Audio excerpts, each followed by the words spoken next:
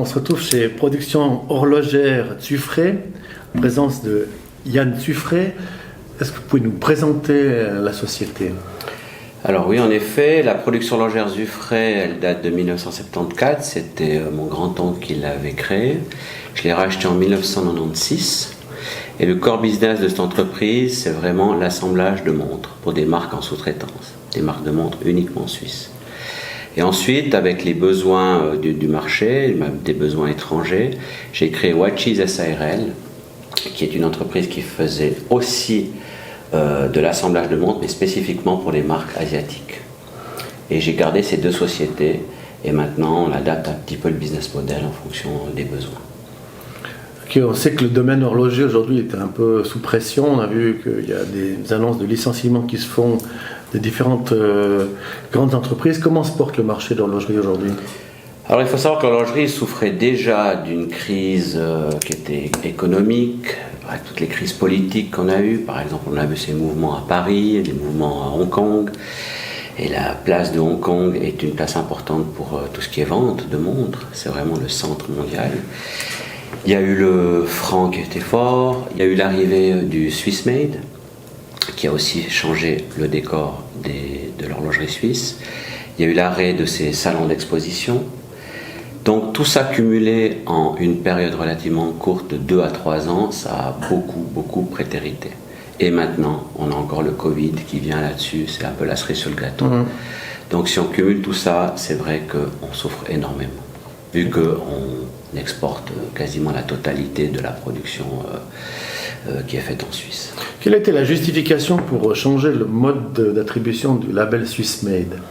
Alors il faut savoir que le label Swiss Made qui était en place depuis des années, c'était simplement que le coût de production de la montre devait être fait à 50% en Suisse. Ensuite, la Confédération est venue vers la Fédération horlogère suisse en disant écoutez, notre label maintenant ça sera 60% et il faut vous adapter à ça. Donc ça a été une adaptation qui a été très difficile parce qu'il fallait tout mettre en place.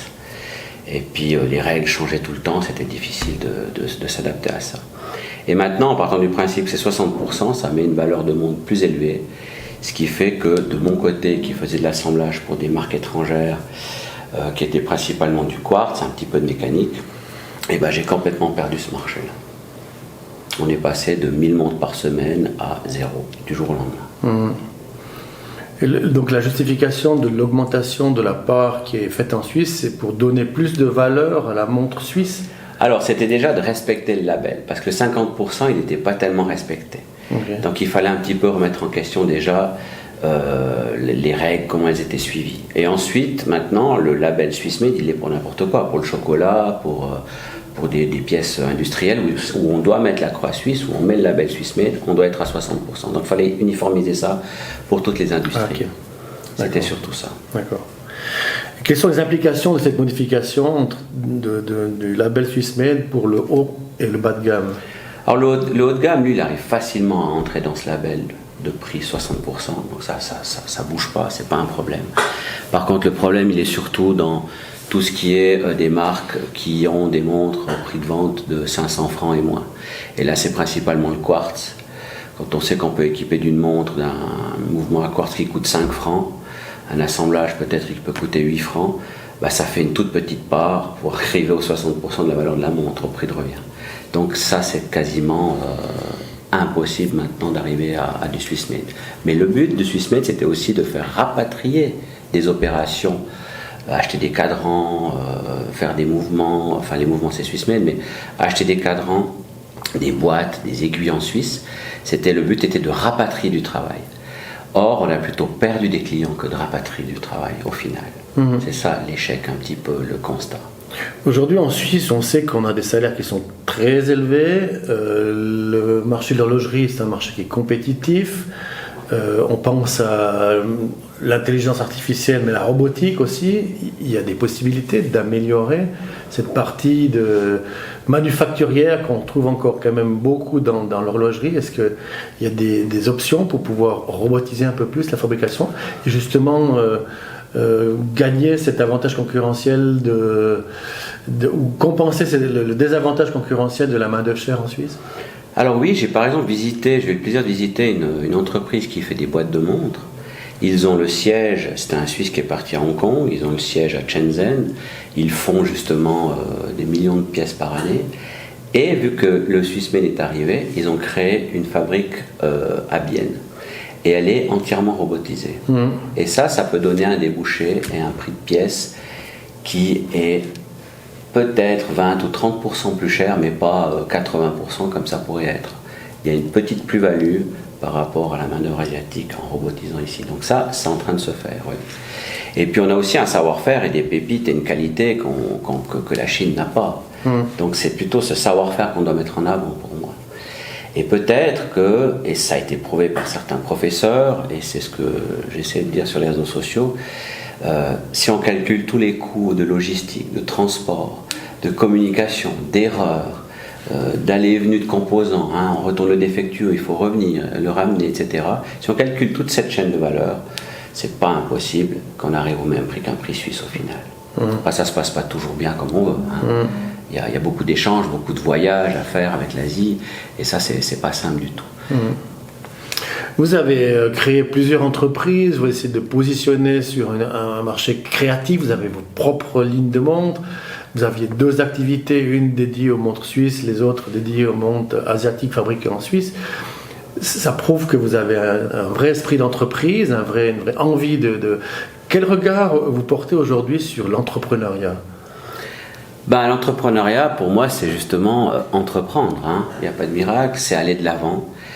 Il y a des hauts, il y a des bas, il faut tout le temps retomber sur ses pattes. Pour moi, c'est mettre en avant des concepts, croire en ce qu'on veut faire. Même si on a l'impression de se tromper au début, pendant, après, peut-être 10 ans après on s'est trompé, tant pis, on a essayé quelque chose. Pour moi, il faut essayer, rebondir et surtout avoir la satisfaction des fois que peut-être qu'il y a un projet sur 10 dans notre vie qui va démarrer. C'était celui-là le bon. C'est la satisfaction d'avoir 18 employés qui viennent avec le sourire au travail, créer des emplois et puis s'adapter tout le temps. Je voyais, j'aime bien prendre cette anecdote de mon grand-oncle. Quand il m'a vendu l'entreprise, lui, il avait vécu quelques crises horlogères. Chaque 10 ans, il avait une crise. Depuis que j'ai commencé, si je fais le bilan de mes 25 ans, je peux dire que je suis à ma 5e. Donc, il n'y a rien qui est figé. Okay. Il n'y a rien qui est figé. Et on a beau travailler avec des marques qui sont bien établies, maintenant, il n'y a plus rien qui est sûr, quoi. L'environnement, il est très, très, très flou. Donc aujourd'hui, pour pouvoir rester sur le marché, pour pouvoir rester compétitif, pour pouvoir tirer son épingle du jeu en termes de valeur ajoutée, on est obligé de penser innovation et justement valeur ajoutée. Comment ces éléments-là s'appliquent dans votre entreprise ? L'innovation dans mon entreprise, elle est assez figée parce qu'on fait de l'assemblage de composants de montres qu'on reçoit par les marques qui ont été préalablement designées, produites et livrées pour nous pour qu'on fasse le montage final de la montre. Donc c'est assez figé. Mais par contre, l'innovation, elle est en interne. Qu'est-ce que je peux faire avec ces montres, avec ces composants, pour que l'opératrice aille le plus vite possible, tant de pièces à l'heure, tant de pièces par jour, avec le maximum de confort pour l'opérateur ou l'opératrice, et puis avec une qualité finale qui est exceptionnelle. C'est ça le but, c'est ça le challenge. Eux, ils peuvent donner ces pièces-là, ce kit complet pour faire une montre à 5 ou 6 assembleurs en Suisse. On aura 5-6 méthodes différentes. Et le but, c'est d'avoir les meilleurs outils, meilleurs procédés, meilleurs processus pour aller de A à Z. Vous avez expliqué que vous êtes une entreprise agile, que vous avez recours à toute une série de compétences qui s'entourent, qu'on évite d'avoir en interne. Comment on fait quand on part de Sierre pour pouvoir se présenter à l'international et au monde entier quelque part, pour dire si vous avez une idée de création de montre, je suis votre meilleur interlocuteur? C'est que les références. C'est que les marques pour qui on travaille, c'est ce qu'on met au dos de la carte de visite. Je travaille pour tel et tel, je suis fort dans ce domaine-là. Et puis en plus de ça, ça suffit pas, il faut pouvoir encore les conseiller en disant, dans mon réseau d'activités, je connais un tel. Le meilleur pour ci, le meilleur pour ça. On doit s'adapter, faut pas trop se disperser et puis croire qu'on peut tout faire, mais avec du conseil, du consulting et puis montrer l'outil de travail, on devient crédible. Comment on crée cette capacité de devenir crédible ? C'est les années, c'est le réseau, c'est les connexions, et puis l'habitude de recevoir des gens de cultures différentes, et puis un petit peu aligner le langage, et puis dire il faut qu'on essaye, il faut qu'on aille de l'avant. C'est le temps qui fait la différence. C'est le temps qui fait la différence. D'accord. Dans l'urgence, on ne peut rien faire dans ce domaine-là. Qui est dans le cadre d'une sorte de réaffectation de vos activités avec les problèmes liés à l'Asie et au SwissMade, vous avez des locaux qui sont disponibles et que vous mettriez à disposition de start-up. C'est quel genre de start-up que vous ciblez? Alors, des start-up justement qui sont dans un produit quelconque, parce que c'est clair que j'ai remarqué en ayant fait en mettant mes connaissances et mon expérience à disposition de certains concepts, certains projets, j'ai remarqué que les gens qui avaient une idée, que ce soit des professeurs de l'EPFL et autres, qui voulaient se lancer dans le produit, il y a une étape qui est complètement différente entre la théorie et la pratique. Les professeurs ou ceux qui ont une idée sur un plan en 3D, pour la rendre réelle, c'est pas simple. Et c'est souvent dans le stade de l'idée à la concrétisation du produit qu'ils perdent beaucoup d'argent. Ils laissent beaucoup d'argent sur la route parce que on pensait faire ci, on pensait faire ça. Ils partent pas dans la bonne direction, parce que passer du papier au produit, c'est vraiment deux mondes différents.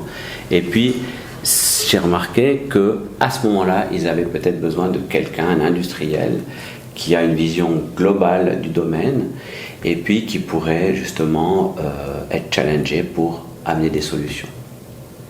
Et le but maintenant de cet atelier qui est à disposition, c'est un atelier à taille horlogère, c'est propre, c'est sec, on a des positions de travail idéales, et puis ça peut servir ou à une entreprise parce qu'ils décident de venir là, puis moi je peux les challenger, je peux les coacher, ou alors ils me donnent du travail en sous-traitance pour que je fasse pour eux, avec une connaissance qui est mécanicien de précision de mon métier, adapté à l'horlogerie, le réseau horloger et le réseau que je connais ici en Valais au niveau atelier mécanique et autres. Ok, vous avez décidé de devenir un nouveau membre d'Avenir Industrie Valais. Qu'est-ce que vous attendez de ce membership? Alors ce que j'attends, c'est déjà de voir la prochaine assemblée générale, faire connaissance un petit peu avec tous ces gens et tous ces membres, un peu réseautés, même qu'on est dans un domaine qui est bien différent de l'industrie valaisanne. Et puis mes attentes, c'est que l'association Avenir Industrie Valais fasse la promotion des entreprises valaisannes via de tous les mandats qui peuvent venir au niveau de la Confédération. C'est justement de pousser, de mettre en avant le projet que vous avez Avenir 2020. Vision. Avenir Vision 2030. Ouais. C'est ça? Voilà. Alors, mes attentes sont de continuer. J'espère que Avenir Industrie Valais va continuer à promouvoir son projet Vision Industrie 2030, pardon. Et puis, ce qui serait vraiment super, c'est qu'il puisse y avoir une interaction entre les entreprises. D'entreprise à entreprise, des entreprises avec les écoles, parce qu'on voit qu'on va être bien fourni au niveau école. Et puis, qui sait qu'on soit peut-être la Silicon Valley Industrie, on ne sait pas. Ça peut être vraiment un débouché, puis peut-être qu'on peut être une référence là-dedans. Ok, merci beaucoup pour l'interview. Merci, au revoir.